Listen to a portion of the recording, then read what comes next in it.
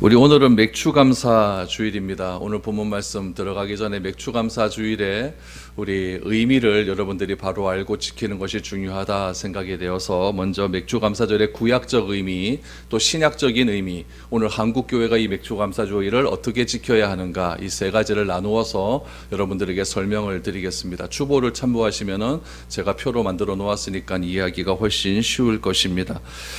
이스라엘은 세 번의 절기를 지키라라고 하는 것을 하나님께서 명령을 하셨습니다. 그런데 이 말씀을 하신 것이 때가 중요합니다. 언제 지키라라고 말씀하셨냐면은 가나안 땅에 들어가기 전에 말씀하셨습니다. 하나님께서는 출애굽기에서 말씀을 하셨고 또한 신명기에도 그렇게 말씀을 하셨습니다. 이것은 굉장히 중요한 의미가 있습니다. 광야 생활 중에서는 이스라엘 백성들이 농사를 짓지 않았는데 이제 가나안 땅에 들어가면 너희가 농사를 지을 것이다, 풍년을 얻을 것이다, 추수를 하게 될 것이다 라고 하는 그런 약속의 말씀, 그 약속에 대한 감사가 이 세 개의 절기이기 때문에 그렇습니다. 유월절, 맥추절, 초막절, 이것이 하나님께서 너희들이 영원토록 지켜야 될 절기인 것을 말씀을 해 주셨습니다.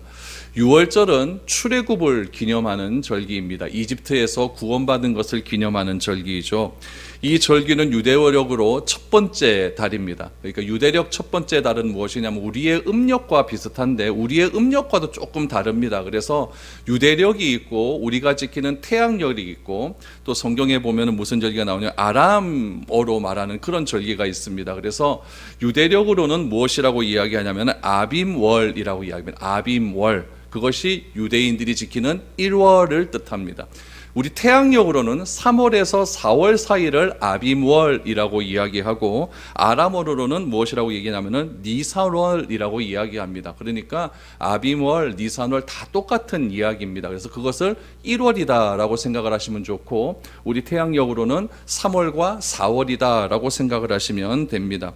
이 6월절은 언제부터 시작이 되냐면은 이 아빔월로 시작해서 14일 저녁입니다. 금요일 저녁입니다. 금요일 저녁부터 15일 해질 때까지가 6월절입니다.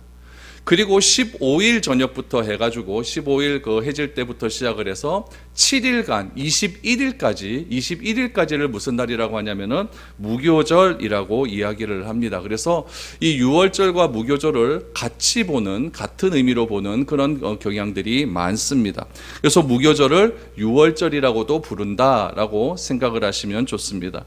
표에 보시면 초실절이라고 나오는데 그 초실절은 무슨 의미가 있냐면은 우리 6월절이 금요일이라고 하지 않습니까? 금요일이 지난 첫 번째 6월 안식일, 그러니까 15일을 이야기하겠죠. 그 15일 저녁부터를 또 초실절로 지키게 돼요. 그래서 그 초실절을 기준으로 15일 안식일을 지난 그 다음 날이니까 일요일이 되겠네요. 그렇죠? 그러니까 6월절이 14일이고 14일에서부터 시작해서 안식일이 지난 그 다음 날이 되니까 주일이 되는 거죠. 그래서 그 주일 날부터 해서 16일부터 시작을 해서 계속해서 이제 그날을 초실절이라고 이야기합니다. 초자라고 하는 것은 처음이란 얘기고 실이라고 하는 것은 얻었다라고 하는 것에서 처음 익은 열매라고 하는 그런 의미가 담겨져 있습니다. 그래서 초실절은 그런 의미가 있고요.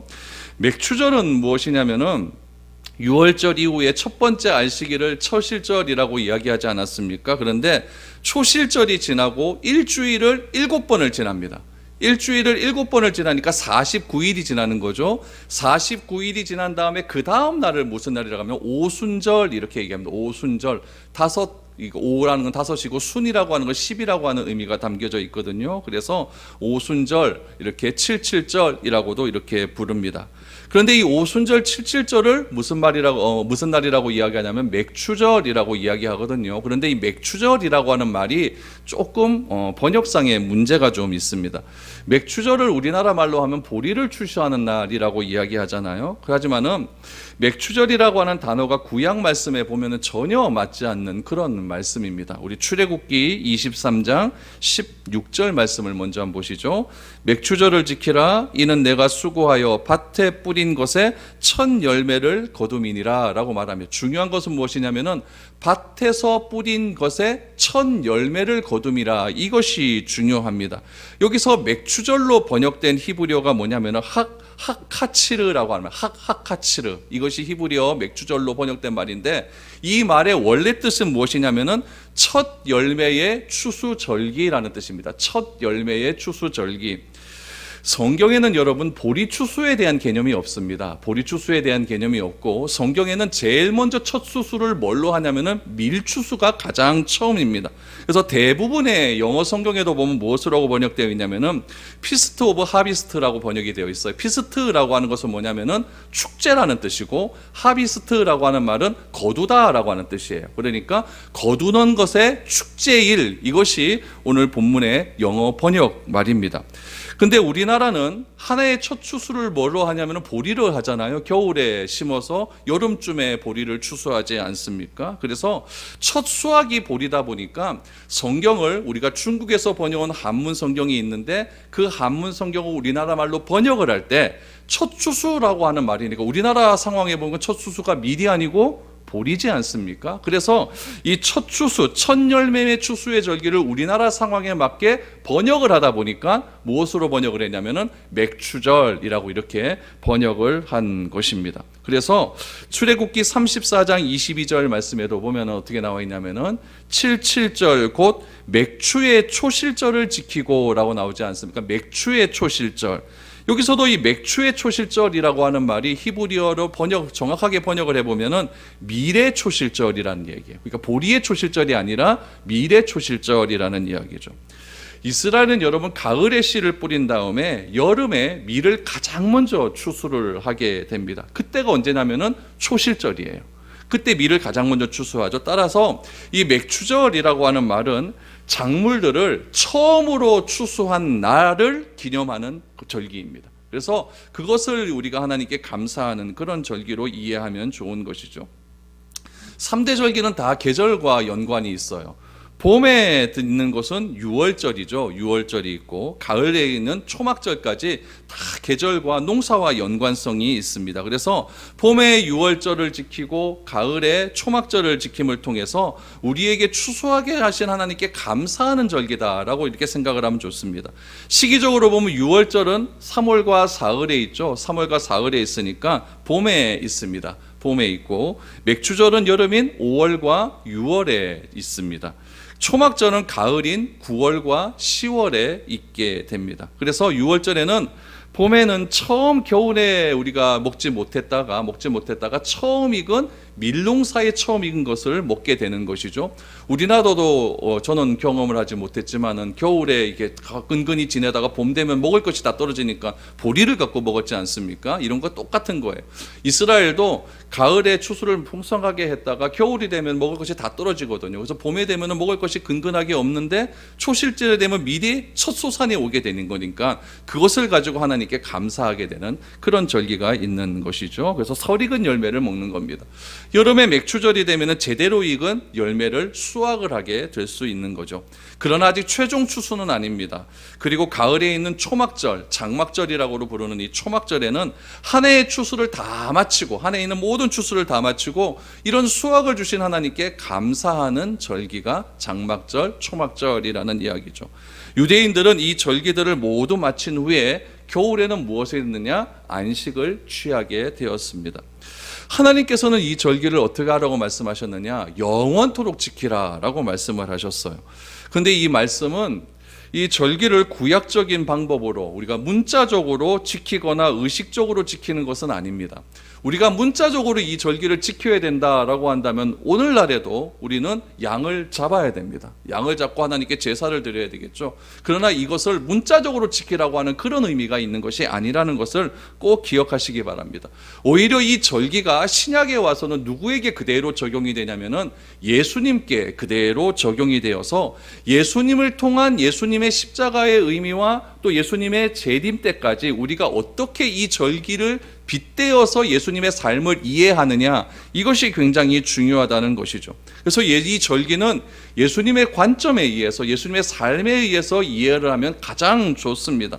절기는 예수님의 구역사역과 관계가 있어요. 절기를 통해서 예수님의 구원사역이 얼마나 풍성한지를 알 수가 있습니다. 유월절은 우리 구약시대 때 피를 바르면 그 피를 죽음의 사자가 건너간다, 패스오버라고 하는 그런 뜻에서 유래가 되지 않았습니까? 그러니까 유월절은 어떤 의미가 있냐면은 예수님의 십자가와 부활의 의미가 있는 거예요. 유월절 14일이잖아요. 금요일 저녁을 해서 토요일 하루를 지나고 그 다음 주일이 되지 않습니까? 그 주일을 뭐라고 얘기한다 그랬죠? 초실절이라고 얘기했잖아요. 그러니까 6월절이 지나서 딱 3일째 되는 날이 예수님이 부활하신 날이고 그 부활하신 날이 초실절이라는 얘기예요. 그래서 고린도전서 15장 말씀에도 보면은 예수님께서 잠자는 자들의 첫 열매가 되셨다라고 하는 것이 초실절과 굉장히 관련이 있다라는 얘기죠. 초실절에 처음 익은 열매에 그 곡식에 알이 달린 것을 보면은 우리가 맥추절에 마지막 그 밀추수를 할 때 얼마만큼 풍성하게 추수를 할 수 있는가를 알 수 있게 되는 것이거든요. 마찬가지로 예수님께서 부활이 초실절에 완전한 부활이었잖아요. 육과 영이 완전히 부활하신 그 부활 아니겠습니까? 그 예수님의 완전한 부활을 보면서 우리도 장차 예수님께서 재림하실 때 우리도 완전한 부활을 우리가 맞이할 수 있다라는 것을 알게 된다는 이야기죠. 그래서 유월절은 예수님의 십자가와 부활과 관련이 되어 있다라는 것을 우리가 기억을 하면 좋겠죠. 맥추절은 무엇이냐면 구약시대 때 출애굽을 하고 이스라엘 백성들이 시내산에서 율법을 받지 않습니까? 십계명. 그것을 받을 때가 언제였냐면은 맥추절이었어요. 딱 50일이 걸렸어요. 계산을 해보면 50일이 걸렸고 또 그 50일째 되는 날 예수님께서 초실절날 부활하시고 그때를 기점으로 해서 딱 50일째 되는 날 초대교회 때 예루살렘에 성령이 임하지 않습니까? 성령이 임함을 통해서 교회의 시작을 알려주는 것이에요. 교회의 시작을 알려준다는 것이 이게 무엇이냐면 영적인 추수가 이제는 출발했다라고 하는 그런 의미가 담겨져 있는 거죠.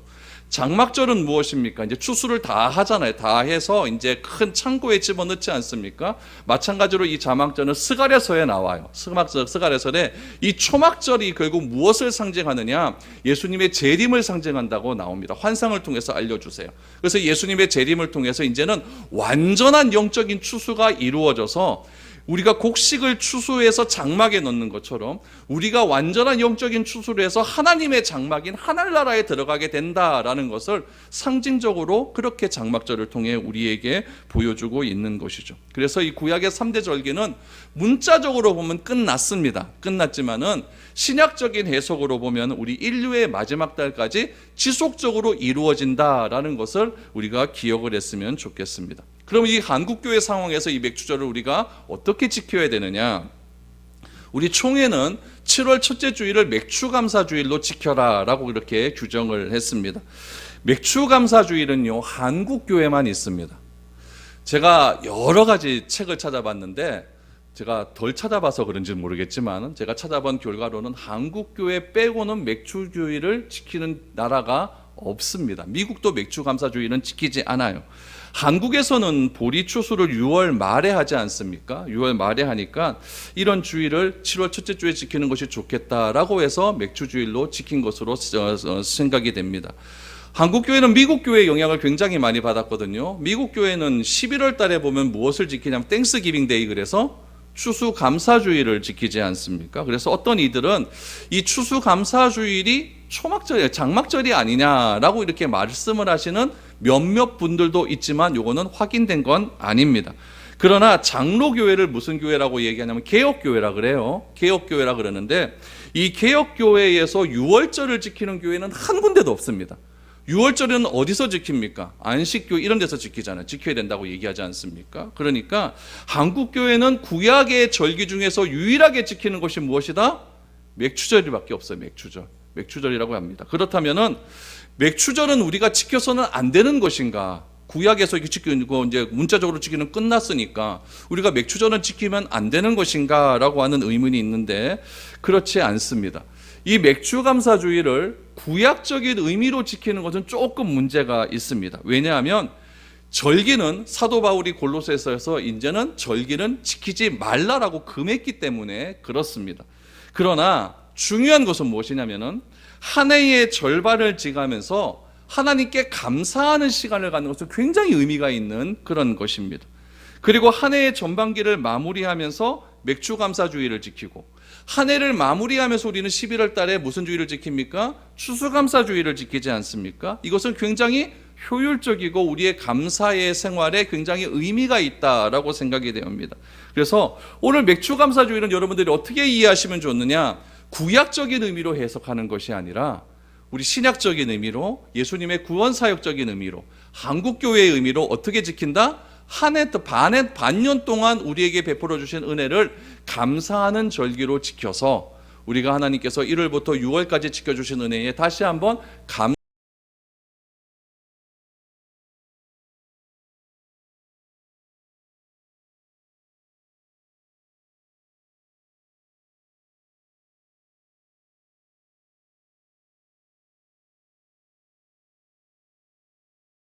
일이 되시고, 또 11월 말에 가서 우리 추수감사주의를 지킬 때는 1년 동안 우리에게 지켜주신 그런 은혜에 감사할 수 있는 그런 우리 감사의 주일이 될 수 있기를 바랍니다.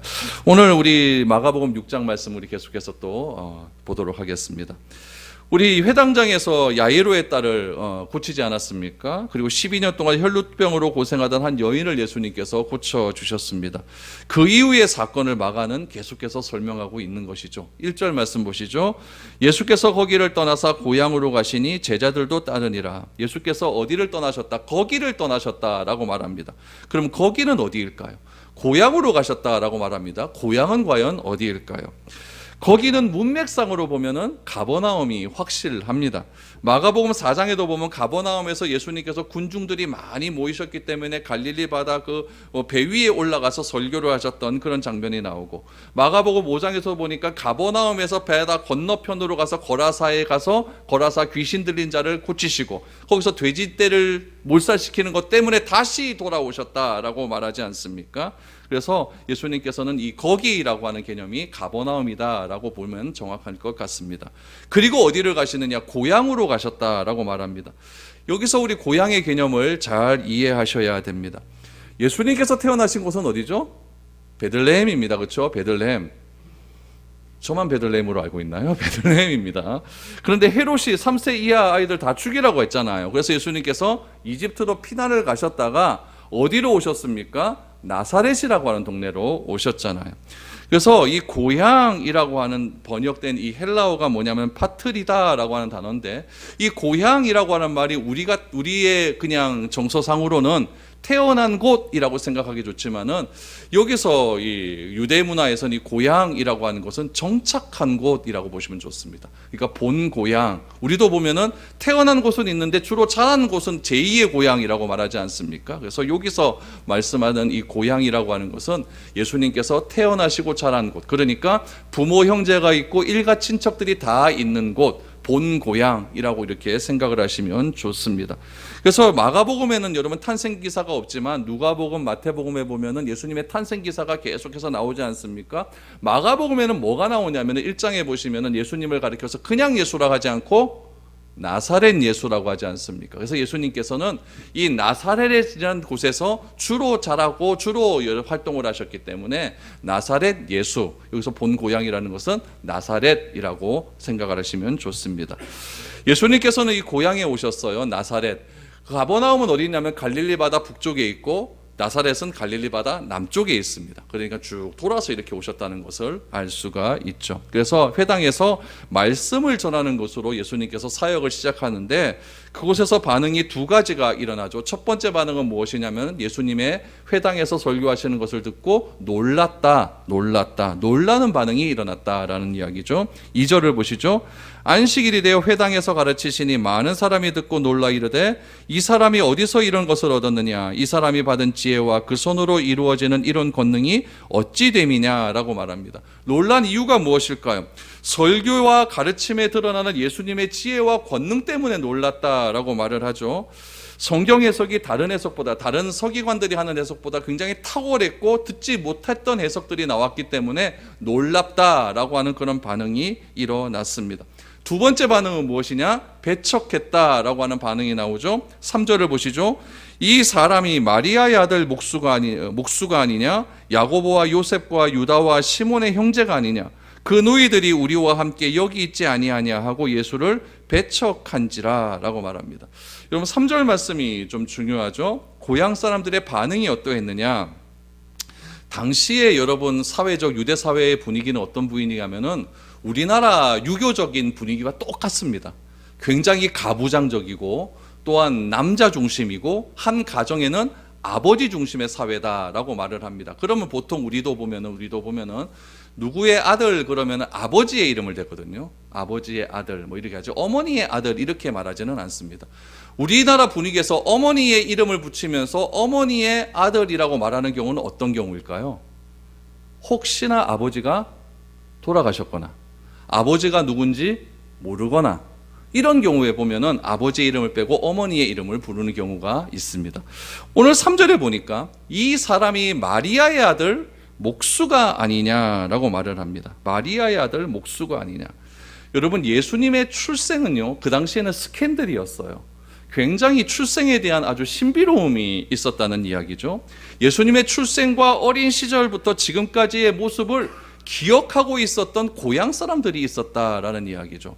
예수님이 어느 날 오셔서 회당에서 말씀을 전하시는데 그 말씀이 너무너무 듣지 못했던 말씀이에요. 그랬더니 반응이 뭐죠? 저거 마리아의 아들 목수가 아니냐라고 말을 하는 거죠. 요셉과 마리아가 약혼을 했을 때, 정혼을 했을 때 마리아가 임신을 하죠. 요셉은 자기는 모르는 일이다라고 했지만 마리아는 성령의 능력으로 임신을 했다라고 말을 합니다. 그러나 이 말을 그대로 믿는 사람이 있었을까요? 아무도 없었을 것입니다. 성령님의 능력을 믿지 않는 사람들은 마리아가 다른 남자와 관계를 맺고 이상한 변명을 한다라고 생각을 했을 것입니다. 또한 남편이 될 사람 요셉도 아무 말도 하지 않았어요. 아무 말도 하지 않았습니다. 그리고 이혼 청구도 하지 않았어요. 그리고 그냥 이 스캔들이 그냥 넘어가는 듯한 이런 느낌이 받았습니다. 그리고 세월이 어느 정도 지났느냐, 30년이 지난 지금에 다시금 예수께서 고향에 오셔가지고 그렇게 말씀을 전해버리니까 고향 사람들의 입방아가 나기 시작하는 것이죠. 참 여러분 이건 수치스러운 일 아니겠습니까? 그래서 아버지 요셉의 아들 아니냐라고 말하는 것이 아니라 마리아의 아들 목수가 아니냐라고 말을 하는 겁니다. 이거는 뭐냐면은 예수님의 과거의 일을 알고 있다라는 이야기예요. 두 번째, 고향 사람들은 예수님을 뭐라고 불렀습니까? 목수라고 불렀습니다. 같은 사건을 기록한 마태는 고향 사람들의 반응을 목수의 아들이라고 얘기했어요. 목수의 아들. 누가는 뭐라고 얘기했느냐? 요셉의 아들이라고도 이야기를 했습니다. 마가는 여러분 호적상 아버지인 요셉이 목수였듯이 예수님도 공생의 사역 전에 목수로 일했음을 분명히 지금 밝히고 있습니다. 여기서 말하는 목수는 어떤 사람을 목수라고 했냐면은 배를 만들 수 있는 사람을 목수라고 했어요. 그냥 우리처럼 뭐 책상 하나 뚝딱뚝딱 만드는 사람이 아니라 배를 만들 수 있도록 어느 정도 전문적인 지식이 있고 전문가적인 사람을 목수라고 했다라는 이야기. 그러니까 예수님도 갈릴리 그 바다에서 배를 만들 정도면 꽤 여러분 유명했던 그런 전문가였다는 것을 알게 됩니다. 그러니까 예수님의 회당에 오셔서 설교를 전할 때 놀라운 말씀을 하셨지만 그 당시 교회 고향 사람들은 뭐라고 예수님을 평가했냐면은 마리아의 아들, 목수의 아들. 너나 나나 다를 것이 뭐 있느냐. 내가 네 과거를 다 알고 있다. 이렇게 평가를 했다는 이야기죠.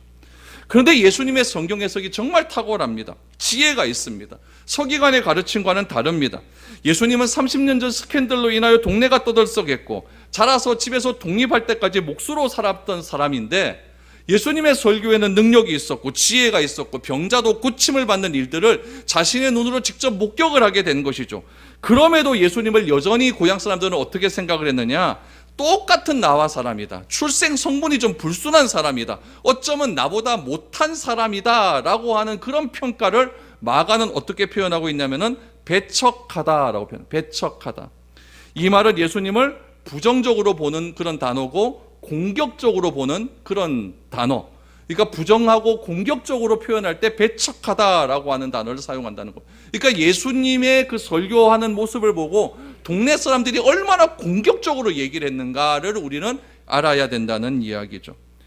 결국 예수님의 놀라운 능력, 놀라운 설교의 능력, 해석의 능력을 바라보고도 사람들은 어떻게 했냐? 예수님을 거절했다라는 것을 알게 되는 거죠. 그럼 예수님이 이렇게 거절당하는 상황을 어떻게 해석했을까요? 4절부터 6절을 보니까 예수님은 이렇게 해석을 합니다.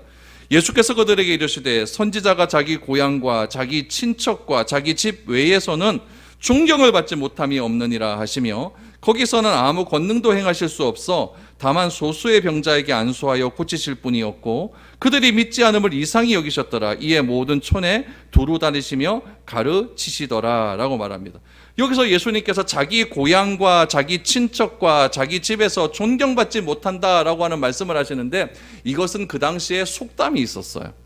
그 갈릴리 지역에 유명한 속담이 있었죠. 어떤 속담이 있었냐면은 철학자가 자기 고향에서는 어렵게 산다라는 속담이 있었어요.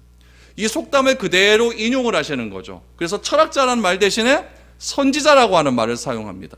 선지자는 존경을 받지 못한다라고 하는 그런 말씀을 하셨다라는 이야기죠. 거기다가 무엇을 집어넣느냐?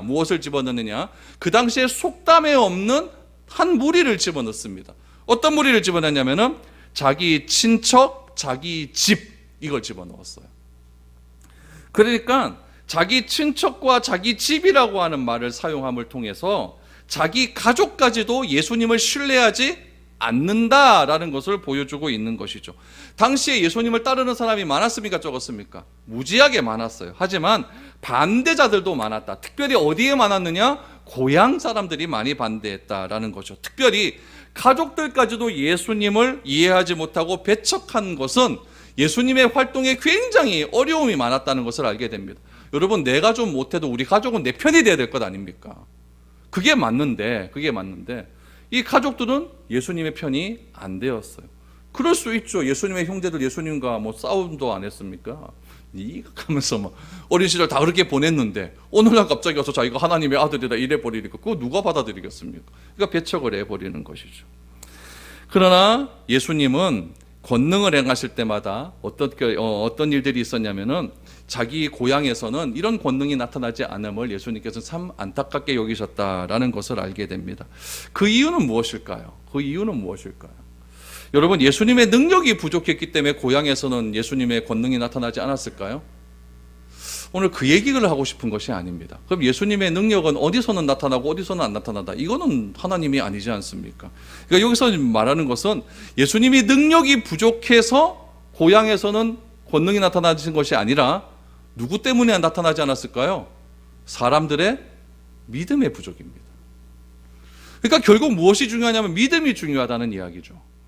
고향에서는 치유의 은총을 덧입고자 하는 믿음을 소유한 사람이 없었다라는 것을 알게 됩니다. 예수님께서는 꼭 치유하시고 난 다음에 내 믿음이 내 병을 낫게 했다라고 하는 말을 반복적으로 하시지 않습니까? 그러니까 이 믿음이 굉장히 중요하다는 이야기죠. 사람의 믿음이 없이는 능력이 나타나지 않는다라는 이야기. 그래서 예수님께서는 권능을 행할 때마다 항상 믿음을 강조하셨습니다. 예수님께서는 그 지역에서 아무런 권능이 나타나지 않았음에도 불구하고 촌을 두루 다니시면서 가르치는 일에 최선을 다했습니다. 고향에서 예수님의 치유도 목격을 했고 사람들은 설교도 들었습니다. 고향에서 행하시는 일은 다른 지역에서 행하시는 일과 다른 이력이 하나도 없었습니다. 똑같이 행하셨어요. 그럼에도 마가는 예수님의 말씀과 사역의 결실이 고향에서는 일어나지 않았다라고 결론을 짓고 있습니다. 이 이야기를 바울은 어떻게 해석했을까요? 오늘 이 말씀이 중요합니다. 왜 어떤 사람에게는 능력이 나타나고 어떤 사람에게는 이런 능력이 나타나지 않을까?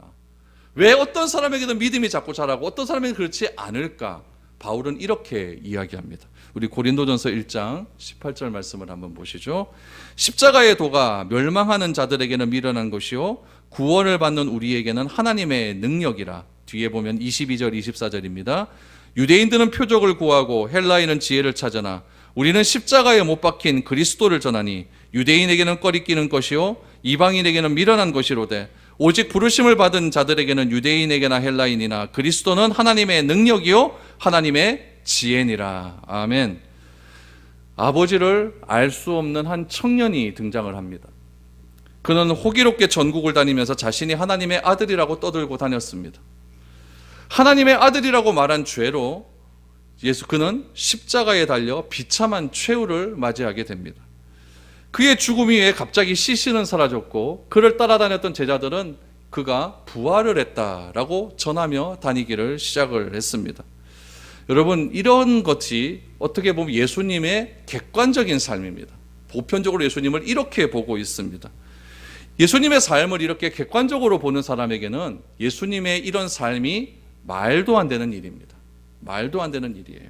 그러나 말도 안 되는 이런 사건의 연속이었던 그분의 삶을 하나님의 오랜 계획과 약속의 결과물이라고 보는 사람에게는 예수의 이름은 곧 구원이 됩니다. 예수의 이름은 곧 능력이 된다는 이야기예요. 그래서 바울은 이 사실을 이렇게 이야기를 합니다. 십자가의 도가 멸망당하는 자들에게 미련한 것이지만 구원받은 우리에게는 하나님의 능력이 된다. 이 하나님의 능력됨은 세상 모든 사람들에게 동일하게 적용된다. 헬라인에게나 유대인에게나 노예나 자유인에게나 동일하게 적용됨을 강조하고 있습니다. 믿는 자는 그리스도의 이 여러 가지의 삶들, 그리스도가 행하시는 여러 가지 말씀들, 이 말씀을 무엇으로 보냐면은 하나님의 구원의 능력과 지혜로 봅니다. 그러나 구원받지 못한 자들에게는 예수님의 십자가가 미련함의 상징물이다라고 말을 합니다. 그럼 여러분, 예수님의 가르침과 그분의 십자가는 우리를 구원으로 인도하려고 하는, 우리를 구원으로 설득하려고 하는 도구일 뿐일까요? 여러분, 이게 굉장히 중요한 겁니다. 예수님의 십자가의 능력, 예수님의 말씀하시는 여러 가지 말씀들이 우리를 설득하기 위한 도구로 전락해서는 안 된다는 이야기예요. 예수님의 십자가의 능력과 예수님의 설교하신 모든 말씀, 그분의 삶은 무엇이냐? 우리를 구원의 길로 들어서도록 초청하기 위한 초대장과 같은 것입니다. 그래서 우리는 그 구원의 초대장을 받고 우리가 그 문을 열고 그분을 받아들이기만 한다면, 그 받아들임도 내가 받아들이는 것이 아니라 성령님의 능력에 의해서 내가 그분을 받아들이기만 한다면 그분의 능력은 모든 사람에게 구원을 주시는 능력이 된다라는 이야기예요. 그러므로 예수님의 이 십자가와 예수님의 삶을 여러분 도구로 전락시키지 마십시오. 예수님의 그 모든 삶은 구원을 이루는 도구가 아니라 능력입니다. 그런데 우리는 자꾸 이것을 도구화 시켜버리려고 하는 그런 오류를 범하고 있다라는 이야기죠. 우리는 그것을 무엇이라고 이야기하냐면 믿음이라고 이야기를 합니다. 예수님의 십자가와 예수님이 하시는 모든 말씀이 나를 구원으로 초청하는 그런 말씀이라는 것을 내가 받아들이는 것, 그것을 믿음이라고 이야기하죠. 보세요 여러분, 똑같은 말씀을 들었습니다. 이방인들도 유대인들도 고향 사람들도 똑같은 말씀을 듣고 보고 경험했지만 그것을 어떻게 받아들이냐에 따라서 결과는 달라지게 되는 것이죠. 똑같은 소원과 필요를 가지고 오늘 이 자리에 왔습니다. 어떤 분들도 똑같은 소원이 있어요. 똑같은 필요가 있습니다. 나의 계획이 있어요. 그런 거 없는 사람이 어디 있습니까? 그런 모든 것을 가지고 다 이 자리에 앉아 있어요. 그래서 똑같이 교회에 와서 똑같이 하나님의 말씀을 듣고 똑같이 성찬에 참여하고 똑같이 기도를 한다 할지라도 선포되는 말씀을 인간의 기준과 관점으로만 들으려고 하는 사람들에게는 아무 일도 일어나지 않습니다. 그 사람이 뭐라고? 2000년 전에 죽었던 그 사건이 나와 무슨 상관이 있다고? 그렇게 받아들이는 사람이 있는 반면에 오늘 주시는 이 하나님의 말씀이 구원의 능력을 위한 나에게 주시는 말씀이라고 받아들이는 자들에게는 반드시 기적은 일어나게 되어 있는 겁니다. 오늘날에도 기적은 그렇게 일어나는 겁니다. 내 앞에서 뭐 죽은 자가 벌떡벌떡 일어나고 내 앞에서 뭐 복권이 갑자기 당첨돼가지고 내가 갑자기 막 일확천금을 받고 그것이 기적이 아니라 하나님의 말씀이 나의 말씀으로 받아들여지고 그 말씀을 통하여 내가 구원을 받았다라고 하는 그런 믿음이 생기는 것, 그것이 기적이 아니고 무엇이 또 기적이겠습니까? 그래서 우리가 예수는 하나님의 아들이라고 하는 이 사실을 내가 어떻게 받아들여야 할지를 매일매일 고민해야 됩니다. 그 믿음이 나에게 있는가? 그 믿음이 나에게 있다고 한다면 예수님의 십자가는 나의 구원의 능력이 된다는 이야기입니다. 바울은 오늘 말씀을 그렇게 해석하고 있다는 이야기죠. 그렇지 않으면 우리는 예수님의 고향 사람들과 똑같은 말만 반복해서 할 겁니다. 나는 왜 이렇게 안 될까? 나는 왜 이렇게 믿음이 안 생길까? 다시 한번 나를 점검하시기를 바랍니다. 부르심을 입은 사람에게는 예수는 하나님의 능력이고 지혜라는 사실을 믿으시기를 바랍니다. 그래서 우리의 삶 가운데 늘 언제나 십자가의 능력이 나를 사로잡아서 한 해 동안, 반년 동안 지켜주신 하나님의 은혜 늘 감사하시고 하나님을 찬양하고 경배할 수 있는 저와 여러분들이 될 수 있기를 축복드립니다.